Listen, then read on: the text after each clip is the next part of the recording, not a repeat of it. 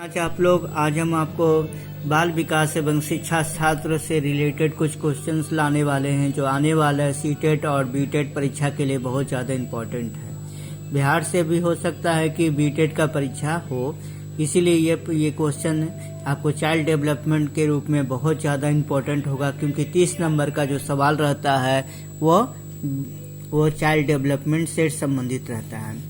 मेरा पहला सवाल है, क्रियात्मक विकास का अर्थ क्या है? मांसपेशियां नियंत्रण है, मांसपेशियों का एकीकरण है और मांसपेशियों का उचित संयोजन है। क्रियात्मक विकास का अर्थ क्या होता है? मांसपेशियों का नियंत्रण होता है, मांसपेशियों का एकीकरण होता है, मांसपेशियों का उचित संयोजन होता है। अगला सवाल है, परिवार सामाजिक जीवन की सर्वोत्तम पाठशाला है, यह किसका कथन है? यह अरस्तु का कथन है। अरस्तु ने क्या कहा था कि परिवार जो है सामाजिक जीवन की सर्वोत्तम पाठशाला है। सर्वोत्तम पाठशाला का निर्वहन किसके द्वारा किया जाता है? परिवार के द्वारा किया जाता है। ये किसने कहा था? अरस्तु ने कहा था। परिवार जो है सामाजिक जीवन की क्या है? सर्वोत्तम पाठशाला है। यह किसका कथन है? अरस्तु का कथन है। अगला सवाल है, मानव विकास को प्रभावित करने वाले तत्वों में सर्वाधिक महत्वपूर्ण तत्व कौन सा है? वंशानुक्रम तथा वातावरण। मानव विकास को प्रभावित करने वाले, क्या करने वाले? प्रभावित करने वाले तत्वों में सर्वाधिक महत्वपूर्ण कौन है? वंशानुक्रम है और वातावरण है। वंशानुक्रम और वातावरण के द्वारा क्या होता है? मानव का विकास प्रभावित होता है सबसे ज्यादा। अगला सवाल है, प्रसिद्ध कहावत दिखाई देने वाले वस्तु पर ही भरोसा किया जाता है, यह निम्नलिखित संप्रदाय का उत्तम उदाहरण प्रस्तुत करता है। चयनित प्रत्यक्षीकरण का प्रसिद्ध कहावत क्या है? दिखाई देने वाला वस्तु पर ही भरोसा करना चाहिए। ये बात सही है। जो वस्तु हमको प्रत्यक्ष रूप से दिखाई देता है और हम उसी पर क्या है? भरोसा करते हैं। तो ये उदाहरण किसका है? चयनित प्रत्यक्षीकरण का उदाहरण है कि दिखाई देने वाली वस्तु पर ही हमको भरोसा करना चाहिए। अगला सवाल है, कक्षा में सदैव एक छात्र भयग्रस्त रहता है, उसे निडर बनाने के लिए अध्यापक को क्या करना चाहिए? स्वयं रोज उसके साथ प्रेम से बात करें। प्रेम से बात करने पर उसके अंदर का क्या होगा? भय खत्म हो जाएगा। वह निडर होकर क्या है? वह अध्ययन का कार्य करेगा विद्यार्थी। इसीलिए क्या है, एक शिक्षक होने के नाते उसको क्या है? उसको प्रेम से बात करना चाहिए। अगला सवाल है, बच्चों के व्यक्तित्व को प्रभावित करने वाले पारिवारिक कारक कौन कौन से हैं? माता पिता का प्रभाव है, जन्म का प्रभाव है, परिवार के संगठन का प्रभाव है। बच्चों का जो व्यक्तित्व है किससे प्रभावित होता है? उसका पारिवारिक कारक क्या है? पहला है माता पिता का प्रभाव। माता पिता का कैसा व्यवहार है उसका प्रभाव पड़ता है। जन्म क्रम का प्रभाव, उसका जन्म क्या हुआ है, जन्म कहाँ हुआ है, किस स्थान पे हुआ है, उसका प्रभाव। परिवार के संगठन का प्रभाव, परिवार में लोगों का व्यवहार कैसा है, कितने लोगों का व्यवहार उसके प्रति कैसा है और लोग अपना व्यवहार कैसा है, ये सारा कुछ क्या है? बच्चों के व्यक्तित्व को प्रभावित करता है।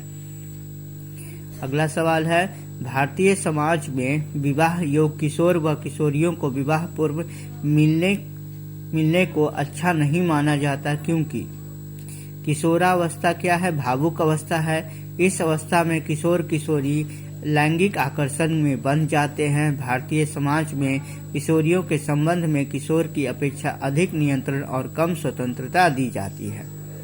भारतीय समाज में विवाह योग्य किशोर व किशोरियों को विवाह पूर्व मिलने की अच्छा नहीं माना जाता। इसके पीछे क्या कारण हो सकता है? सबसे पहला कारण है कि किशोरावस्था भावुक अवस्था। सही बात है, किशोरावस्था को बहुत ज्यादा भावुक अवस्था कहा गया है।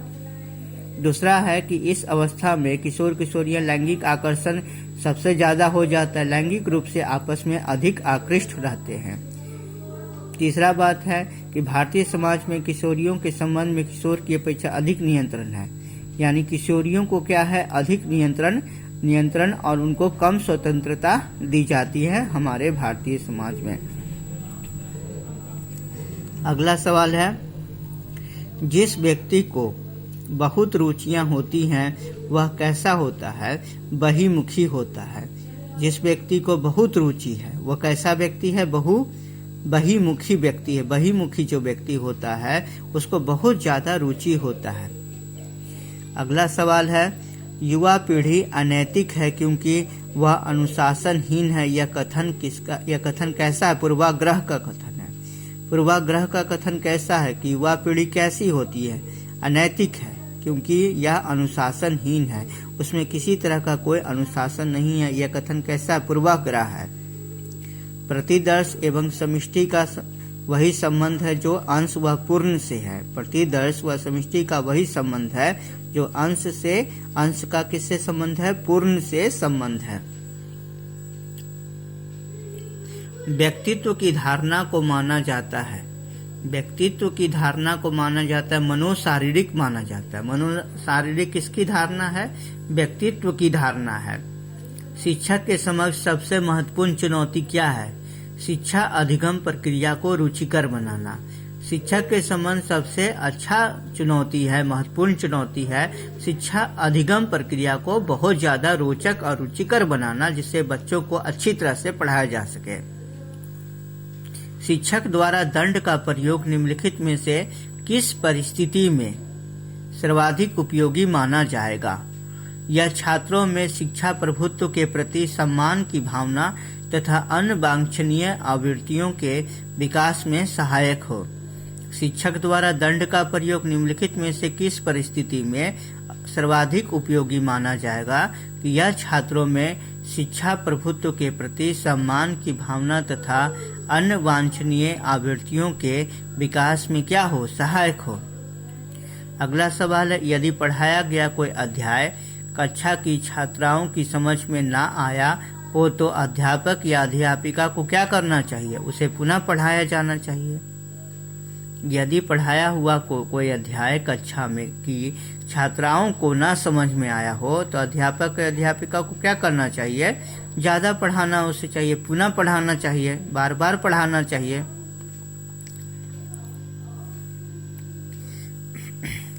अगला सवाल है, व्यक्तित्व से क्या तात्पर्य है?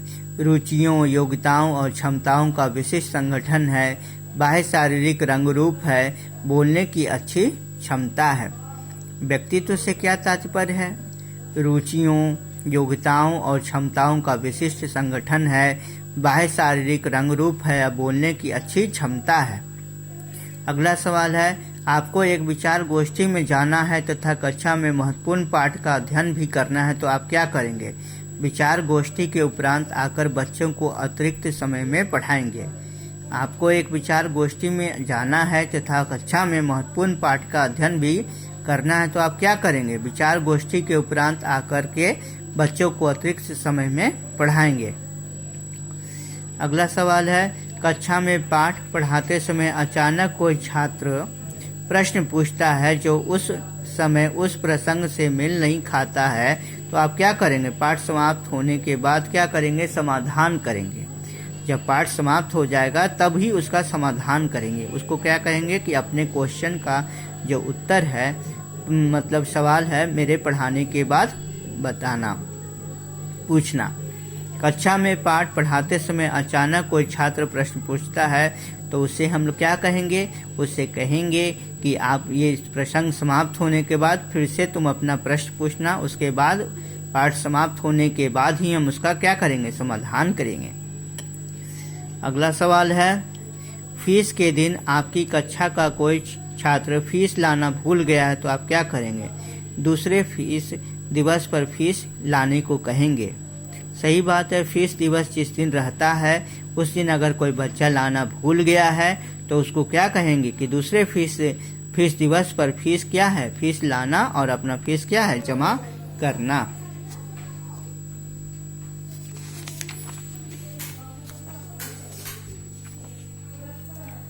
अगला सवाल है, कुछ विद्यार्थी आपके अध्ययन विषय में कमजोर हैं, उनकी शैक्षिक प्रगति में सुधार के लिए आप क्या करेंगे? उन्हें अधिक परिश्रम करने के लिए क्या करेंगे? प्रेरित करेंगे। कुछ विद्यार्थी आपके अध्ययन विषय में कमजोर हैं उनकी शैक्षिक प्रगति में सुधार के लिए आप क्या करेंगे? उन्हें अधिक परिश्रम करने के लिए प्रेरित करेंगे। विकास के प्रमुख क्षेत्र क्या हैं? मानसिक हैं, शारीरिक हैं, बौद्धिक हैं। विकास के जो प्रमुख क्षेत्र हैं क्या है? मानसिक हैं, शारीरिक हैं, बौद्धिक हैं। आपके द्वारा पढ़ाया गया पाठ यदि छात्राओं की समझ में नहीं आया है तो आप क्या करेंगे? उसे पुनः समझाएंगे। आपके द्वारा पढ़ाया गया पाठ यदि छात्राओं की समझ में नहीं आया है तो आप क्या करेंगे? उसे पुनः समझाएंगे। बालक बालिकाओं में सामाजिक भेद पाए जाने का कारण क्या है? शारीरिक रचना है, पारिवारिक परिस्थितियां हैं, सामाजिक परिस्थितियां हैं। बालक बालिकाओं में सामाजिक भेद पाए जाने का कारण क्या है? शारीरिक रचना है, पारिवारिक परिस्थितियां हैं, सामाजिक परिस्थितियां हैं। अगला सवाल है, व्यक्ति के मन में अचेतन विचार, कुंठाएं, अनुमति, पूर्व अनुभव आदि उसे सदा कुछ करने को प्रेरित करती है। किसने कहा है? एस फ्रायड के द्वारा कहा है। एस फ्रायड ने क्या कहा है? व्यक्ति के मन में अचेतन विचार है, कुंठाएं हैं, अनुमति है, पूर्व अनुभव है आदि उसे सदा कुछ करने के लिए प्रेरित करता है। यह किसने कहा है? एस फ्रायड ने कहा है। अगला सवाल है, किसी भी विषय को ठीक से न समझने के कारण छात्र में कुंठाएं उत्पन्न हो जाती हैं। यह कुंठाएं 3 प्रकार की होती है। निम्नलिखित में से क्या सत्य नहीं है? वचन अपवचन सही नहीं है। तो क्या सत्य है कुंठा के बारे में? पहुंच वचन है और वचन वचन है। अध्यापिका बनने के उपरांत किसी प्रतिष्ठित समाज में सम्मिलित होने पर आप क्या करेंगे? आपको यह बताने में गर्व होगा कि आप क्या हैं? अध्यापिका हैं। अध्यापिका बनने के उपरांत किसी प्रतिष्ठित समाज में सम्मिलित होने पर आपको यह बताने में गर्व होगा कि क्या हैं? आप एक अध्यापिका हैं। किशोरावस्था में इनमें से किसका भय अधिक होता है? काल्पनिक संभावनाओं का जो होता है बहुत ज़्यादा भय होता है। किशोरावस्था में इनमें से किसका भय अधिक है?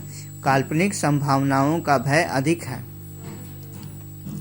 यदि छात्र विषय वस्तु में रुचि नहीं ले रहे हैं तो आप क्या करना पसंद करेंगे? अरुचि का कारण जानने का प्रयास करेंगे। यदि छात्र पाठ्य वस्तु में रुचि नहीं ले रहा है तो आप क्या पसंद करेंगे? अरुचि का कारण जानने का प्रयास करेंगे। उससे पूछेंगे आपको किस चीज में पढ़ने में मन नहीं लग रहा है और उसके कारण को जान के उसके अरुचि को दूर करने का प्रयास करेंगे। स्व अध्ययन की आदत आप छात्रों में किस प्रकार विकसित कर सकते हैं? स्व अध्ययन के लिए प्रेरणा दे करके। स्व अध्ययन से क्या होता है कि छात्रों के अंदर अलग ढंग का विकास आता है और वो क्या है, अच्छे अध्ययन को प्राप्त कर सकते हैं। इसीलिए छात्रों में खासकर स्व अध्ययन की आदत को एक शिक्षक होने के नाते विकसित करना चाहिए।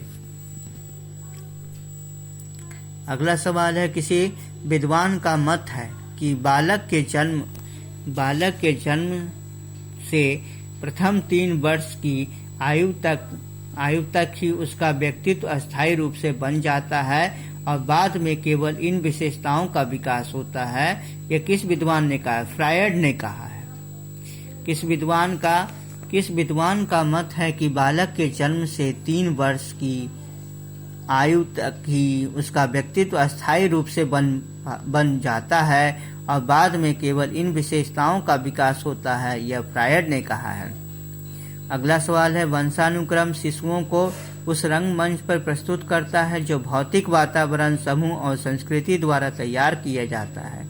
शिशुओं के रंगमंच पर आने के पश्चात नाटकीय कार्य प्रारंभ होता है और नवागंतुक शिशुओं का धीरे धीरे समाजीकरण होता है। यह कथन किसने कहा है?